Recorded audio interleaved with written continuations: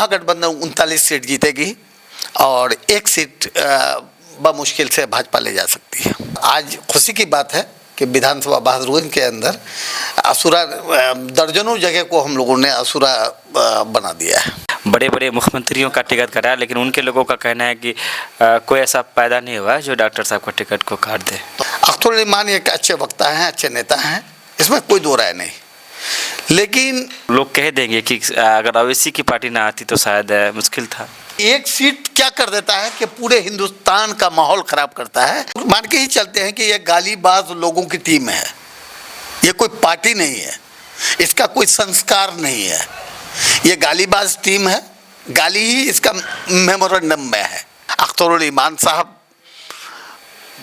उनके लिए अगर आपको अच्छा लगता है तो आप भी काम कीजिए। अस्सलाम आदाब, मैं रमीज़ रेज़ा। अभी हम मौजूद हैं बहादुरगंज विधायक अंजार नबी साहब के निजी सहायक गुलाम सरवर साहब के पास हैं। हम उनसे बहुत सारी चीज़ों को लेकर अब बात करेंगे। सबसे पहले आपका शुक्रिया अदा करते चैनल में। जी, KTV लाइव का शुक्रिया कि आप अपना कीमती समय निकाल कर हमारे बीच आए हैं।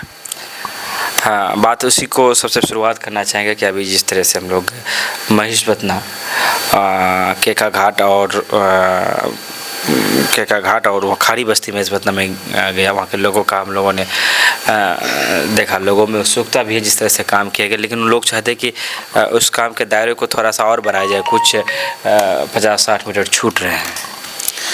हाँ, महिषवतना वार्ड नंबर 4 और खारी टोला, ये 2 जगह आप लोग गए हैं, लेकिन मैं बता दूं कि महिषवतना खारी टोला ही नहीं बल्कि दर्जनों स्पॉट ऐसे हैं, जैसे ग्वालटोली, खारी टोला महिषवतना, यूनुस टोला लौचा, जानीगाछ, हरहरिया, हवाकोल, फुलवरिया, माली टोला मटियारी और कई जगह पे, दर्जनों जगह पे इसी तरह का काम हुआ है। इससे बेहतर भी काम हुआ है बड़ा स्कीम, जैसे कि हवाकोल में करोड़ों की लागत से बना है, जो कि बिल्डिंग वहाँ स्कूल की बिल्डिंग थी वो गिर गई थी, और हम लोगों ने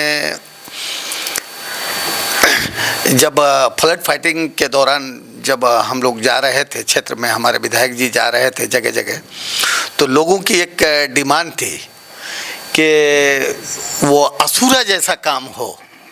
तो फ्लड फाइटिंग में तो असुरा जैसा संभव नहीं था। हम लोगों ने वादा किया था कि इंशाल्लाह आने वाले सेशन बरसात से पहले हम आपका ये काम करेंगे, और आज खुशी की बात है कि विधानसभा बहादुरगंज के अंदर असुरा दर्जनों जगह को हम लोगों ने असुरा बना दिया है। जिस असुरा मॉडल की चर्चा लगातार हो रही थी, आखिरकार उस असुरा मॉडल को बहादुरगंज के समीप पे भी उतारा गया है, लेकिन बात वहाँ पर आती है कि जैसे केका घाट के लोगों ने कहा कि कुछ जगह छूट रहे हैं, अगर वो भी उसे भी ले लिया जाता तो बहुत राहत होती। लोगों ने एक विनती किया और विधायक जी से भी बात हुई। देखिए रमेश भाई, ये जो है 2 तरह का काम होता है। एक तो फ्लड फाइटिंग होता है, जब दौरान सैलाब जब सैलाब आ जाता है तो उसको बचाने के लिए, उसको फर्स्ट एड कहिए, तो उसके लिए वो काम होता है, और उसका कोई योजना बना के काम नहीं होता है। और योजना बना के जब उसका एस्टिमेट बना के जब काम होता है तो एस्टिमेट एक बार बन चुका है, तो जहाँ तक हो चुका है वहाँ तो ये है, और जो छूट गया है तो अभी विधायक जी भी आला अधिकारियों से बात किए हैं। आला अधिकारी ये बोलते हैं चूँकि ये जो काम है एंटी इरोजन का काम है, और एंटी इरोजन का काम का एक लिमिटेशन है, 15 मई के बाद और दोबारा ये काम नहीं हो सकता। इसमें प्रोसेस भी बहुत है, फिर लिख के देना होगा, उसके बाद फिर वो सैंक्शन होगा, इसमें आएगा, उसका ये होता है, तो होते होते काफ़ी समय लग जाएगा, तो इसलिए ये अभी संभव नहीं है। लेकिन आला अधिकारियों से जो हमारे विधायक जी बात किए हैं, तो उन्होंने आश्वासन दिया है कि जो छूट गया है उसमें हम फ्लड फाइटिंग के दौरान, जब बरसात का सीज़न बिल्कुल शुरू हो जाएगा, वहाँ नदी में पानी आ जाएगा, तो फिर हालात के हिसाब से हम लोग बेहतर से बेहतर वहाँ फ्लड फाइटिंग में काम कर देंगे। जो अधूरा काम है उसको भी पूरा करेंगे। 2024 काफ़ी नज़दीक है, और ऐसे में बहादुरगंज विधायक के अब निजी सहायक हैं, लेकिन आपके पास भी एक वोट होता है और आप व्यक्तिगत तौर पर आप भी एक निर्णय ले सकते हैं।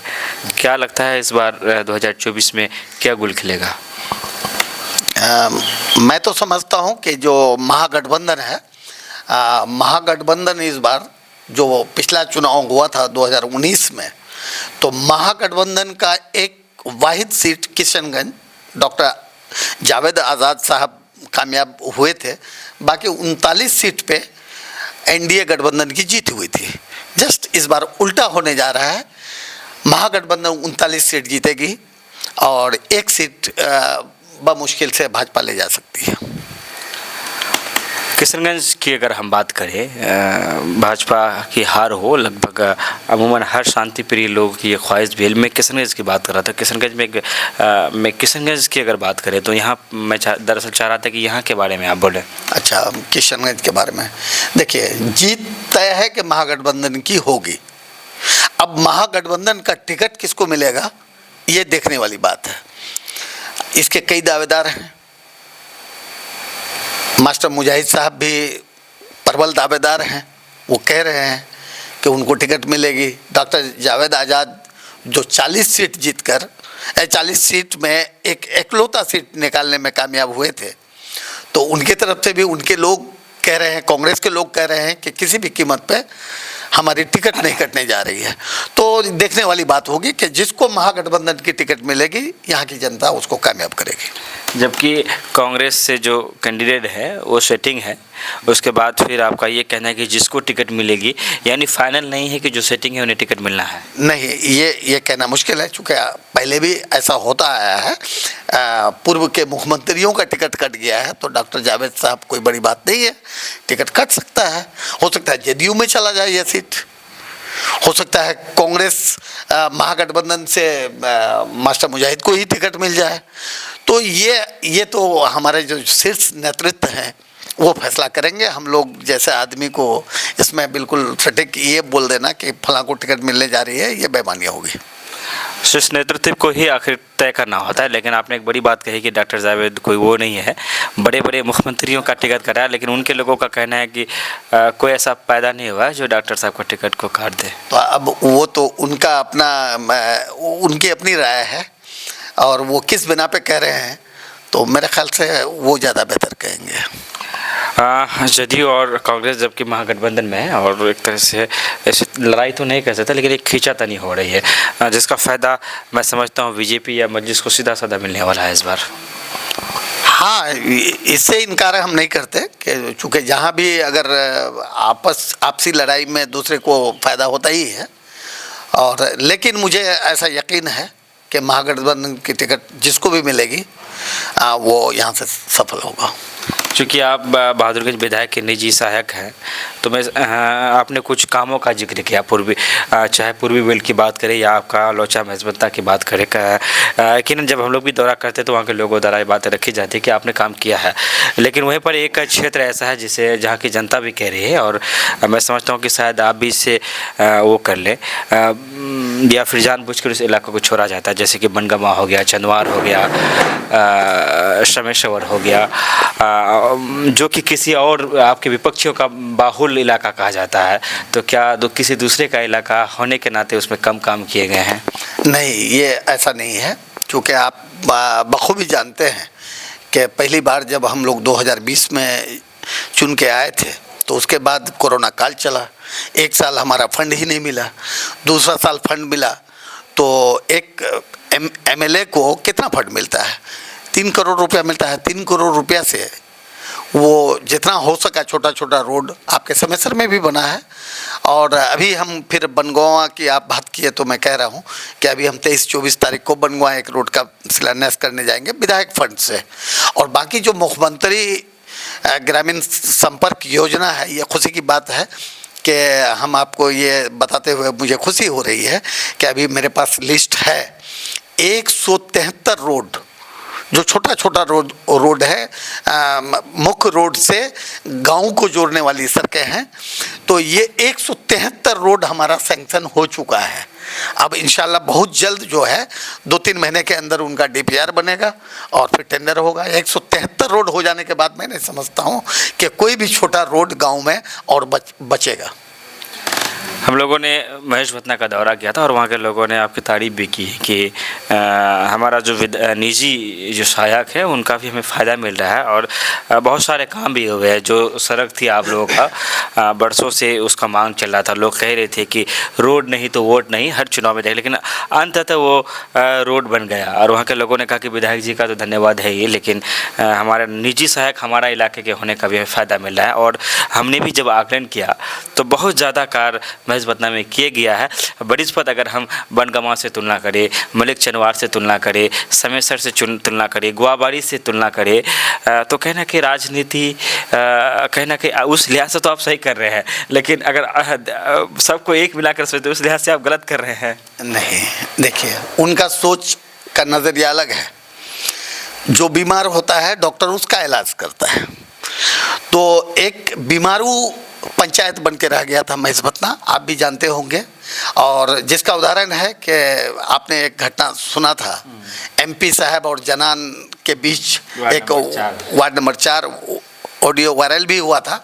चूँकि महेश भतना के अंदर इस विधायक अंजार नेमी के जीतने से पहले, अभी आप महेश भतना तो चले गए ना 60 के स्पीड में मोटरसाइकिल चला के, लेकिन महेश भतना जाने के लिए आपको लौचा में मोटरसाइकिल छोड़ देना पड़ता है। और ये कोई 1 साल या 2 साल 5 साल का घटना नहीं था, ये 25 साल से इस तरह की हालत महेश भतना वालों की थी, चरकपरा चंदरगांव वालों की थी।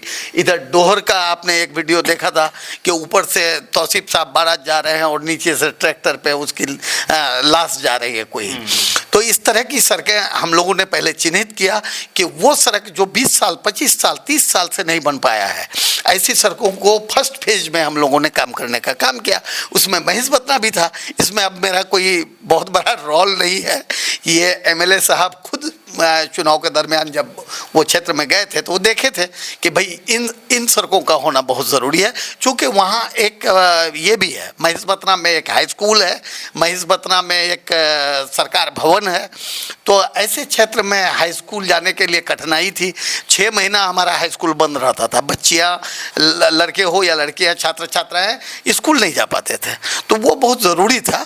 और बनगांव पहले से विकसित है, वहाँ पहले भी ये है, सड़कें हैं, पुल है, तो लेकिन कुछ कमियां अगर हैं तो उसको इंशाल्लाह आने वाले समय में जहाँ तक होगा हम लोग दूर करने का प्रयास करें। बातों ही बातों में बोलो जनान वाली बात आ गई।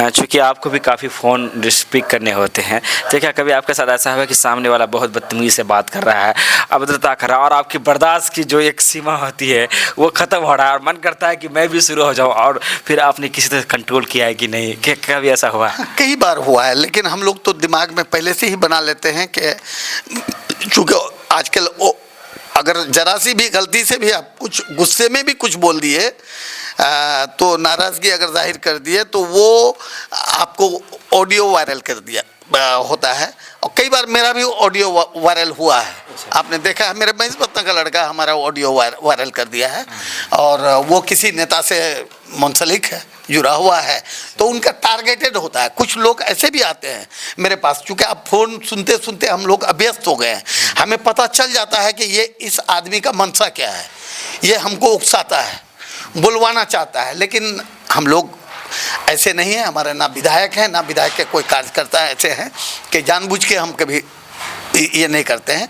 एक डेढ़ बजे फ़ोन आता है हमारे पास, अभी लाइट नहीं है, आपको सुन के ताज्जुब होगा, 12:30 बजे रात में फ़ोन करके कहता है कि हमारे यहाँ लाइट नहीं है। आप बताइए 12:30 बजे, 1 बजे, 1:30 बजे, लेकिन फिर भी हम लोग को सुनना पड़ता है, सुनते हैं और तत्काल हम उसका ये भी करते हैं।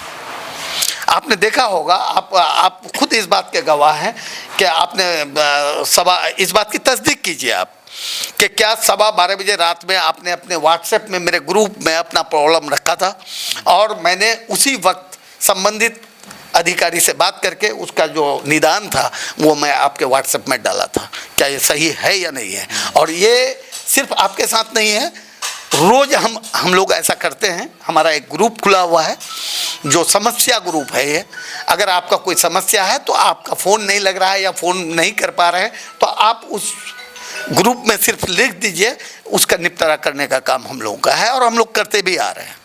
अमूमन कहा जाता है कि आपने एक अच्छी बात कही कि 12 बजे रात को भी अगर मैसेज करते हैं तो उस मैसेज को आप देखते हैं और जो विभागीय स्तर से जो करना पड़ता है, जो आपसे होता है वो आप करते भी हैं। क्योंकि एक विधायक बेहतर से काम करे तो उनके लिए एक पीए का भी अच्छा होना बहुत ज़रूरी हो जाता है। हालांकि हमने विधायक जी के इंटरव्यू में एक बात रखी थी कि जीतने के 2-3 साल हो चुके हैं और चीज़ होती है कि जो मुखिया समिति जिला परिषद जो होते हैं उनको वो समस्याओं से बहुत अधिक अवगत होते हैं कि क्षेत्र में चल क्या रहा है। एक विधायक के वरिष्ठ पद तो उनको लेकर के एक सार्वजनिक मीटिंग किया जाए, एक डेट फिक्स किया जाए हर 6 महीने में एक बार। उससे क्या होगा कि एक गेट टुगेदर। हालांकि विधायक जी ने कहा था कि बहुत जल्द हम लोग इस पर काम करेंगे, क्योंकि आप ही सारी चीज़ों को ऑफिशियली हैंडल करते हैं, तो मैं चाहूँगा कि ज़रा इस पर आप भी। हाँ, ये बिल्कुल वाजिब बात है आपका। और हम लोग तो ऐसे इंडिविजुअल मिलते ही हैं, सारे मुखिया हो, समिति हो, सरपंच हो, चाहे वो जीते हुए हैं हारे हुए हैं, उनकी बात सुनते हैं। और सबसे खूबी की बात यह है हमारे विधायक जी की कि वो ऑन द स्पॉट, चूँकि मुझे ही फ़ोन मिलाना पड़ता है, तो वो कभी नानुकुर नहीं करते हैं कि देख लेंगे, अच्छा आप जाइए हम बोल देंगे। ऐसी व्यवस्था हमारे यहाँ नहीं है। हमारे यहाँ है कि आपका समस्या है, चाहे वो बीडीओ हो, सीओ हो, दरोगा हो, एसपी हो, डीएम हो, सेम टाइम हम फ़ोन करते हैं और उस समस्या को रखते हैं। अच्छा, आपके बारे में आपने अभी कहा कि 2024 की जब मैंने बात की कि महागठबंधन की जीत होगी, चाहे कैंडिडेट कोई भी हो जाए, वो एक अलग बात है। लेकिन आपके बारे में अक्सर कहा जाता है कि अख्तरुल ईमान साहब से भी आपकी नज़दीकियाँ काफ़ी ज़्यादा रही और उनके भी आप बहुत करीबी माने जा रहे हैं। हाँ, अख्तरुल ईमान से मेरी आज की नहीं, मैं समझता हूँ कि 2002 से मैं अख्तरुल ईमान को जानता हूँ, वो मुझे भी जानते हैं। अख्तरुल ईमान एक अच्छे वक्ता हैं, अच्छे नेता हैं, इसमें कोई दो राय नहीं। लेकिन जो असदुद्दीन अवैसी की पार्टी है, पहले तो हम लोग चूँकि नया थे तो नहीं जानते थे, लेकिन असदुद्दीन अवैसी के आने से देश को और राज्य को और साथ साथ हमारे जो इलाका को बहुत नुकसान हुआ है। अगर हम लोग जिससे यहाँ जो दूरियाँ हिंदू मुस्लिम जो एकजहती थी, ये जो गंगा जमनी तहजीब थी, ये बहुत मतलब इसमें बहुत फ़र्क आया है। तो असदुद्दीन अवैसी सिर्फ मुसलमानों की बात करते हैं और मुसलमानों की बात तो ये करते हैं, इसमें कोई दो राय नहीं है कि मुसलमानों की बात नहीं करते हैं। लेकिन मुसलमानों की बात करने के वजह से जो हिंदू बिरादरी है 80% लोग वो एक साइड भाजपा की तरफ चले जाते हैं। कई लोग इसमें कमेंट करेंगे कि असदुद्दीन अवैसी साहब की जिस पार्टी पर आप कटाक्ष कर रहे हैं, टारगेट कर रहे हैं, तो मैं सोचता हूँ कि इसमें कमेंट आ जाएंगे कि आज आप जो पीए हैं या आप चूँकि आपके विधायक है इसलिए आप उन पीए हैं, तो लोग कह देंगे कि अगर अवैसी की पार्टी ना आती तो शायद मुश्किल था। अवैसी की पार्टी तो 2019 में आई, तो क्या इससे पहले कोई बदलाव नहीं हुआ था? जाहिद साहब हारे नहीं थे, नजम साहब हारे नहीं थे, बागी साहब हारे नहीं थे, तौसीफ साहब को भी हारना था। 16 साल गुजार दिए थे और 16 साल में अगर 16 साल में काम किए होते तो लोग बदलाव नहीं करता। ये पार्टी नहीं आती, कोई भी पार्टी आती तो इस बार बदलाव तय था। आपने अभी मजलिस इत्तेहादुल मुस्लिमीन को लेकर कटाक्ष की है। मैं तो डर से कटाक्ष नहीं करता हूँ, जो कि मैं गालियाँ सुन सुन कर थक गया हूँ। आपको नहीं लगता कि जो गालियाँ आपको पड़ेगी? हाँ, ये तो हम लोग मान के ही चलते हैं कि ये गालीबाज लोगों की टीम है, ये कोई पार्टी नहीं है, इसका कोई संस्कार नहीं है, ये गालीबाज टीम है। गाली ही इसका मेमोरेंडम में है, मैनिफेस्टो ही इसकी गाली है। जो इनके हक में बात करे तो वो अच्छा है और जो हक में बात नहीं करे तो उसको गाली देते हैं, वो देते रहेंगे। और गाली से क्या फ़र्क पड़ता है? हमको तो जनता की फिक्र है। जनता जिस तरह से जनता का काम हो सकता है हम उसके लिए काम करते हैं। मुझे इस बात का चिंता नहीं कि कौन मुझे गाली दे रहा है कौन नहीं दे रहा है, उससे कोई फ़र्क नहीं पड़ता है। चलिए, आज आपके साथ साथ हम भी गालियाँ सुन ही लेंगे, लेकिन एक बात है, एक सभ्य समाज का निर्माण हो चुकी हमारा सीमांचल की तहजीब वो नहीं रही कि हम बात बात पर लड़ ले, हम दंगा कर ले, हम फसादात कर ले, चूँकि हमने हमेशा अमन को पहली तरजीह दिया। और ऐसे हालात में लास्ट में एक सवाल आपसे कि क्या मैसेज देना चाहेंगे यहाँ के युवाओं के लिए, यहाँ की आवाम के लिए, कि ये अमन जो है, जिस अमन के लिए हमारी पहचान है, हम जाने जाते हैं, वो कायम रहे। हम चाहेंगे कि आखिर में आप एक मैसेज दें, फिर विदा लेंगे हम आपसे। हम तो यही कहेंगे कि भाई राजनीति होती आई है, होती रहेगी। आप कम से कम अपनी इंसानियत को ना छोड़ें। चूँकि नेता आते रहेंगे, बनते रहेंगे, हारते रहेंगे, जीतते रहेंगे, लेकिन हमारा जो संस्कार है वही हमारे लिए सर्वोपरि है। हम अपने संस्कार को नहीं जाने दें और एक दूसरे नेता के लिए जो है आपस में ना लड़ें। ठीक है, आप इसकी लड़ाई लड़िए, अपने सिद्धांत की लड़ाई लड़िए। अख्तरुल ईमान साहब, उनके लिए अगर आपको अच्छा लगता है तो आप भी काम कीजिए। मैंने भी किया था, अख्तरुल ईमान मेरे लिए भी बेहतर थे, हमने वोट मांगा है उनके लिए। आज जो है हम लोग का गठबंधन, आज देश और समाज की ज़रूरत है महागठबंधन, क्योंकि एक सीट से कुछ नहीं होगा, लेकिन एक सीट क्या कर देता है कि पूरे हिंदुस्तान का माहौल ख़राब करता है और उससे इसका बहुत बुरा असर पड़ जाता है। यूपीए महागठबंधन को इसका नुकसान होता है। ये थे बहादुरगंज विधायक अंजार नबी साहब के निजी सहायक गुलाम सरवर साहब, जो अपनी बातों को रख रहे थे। हम चाहेंगे कि मर्यादित तरीके से आप भी अपनी राय दे सकते हैं। विदा लेते हैं आपसे। धन्यवाद, शुक्रिया, आदाब।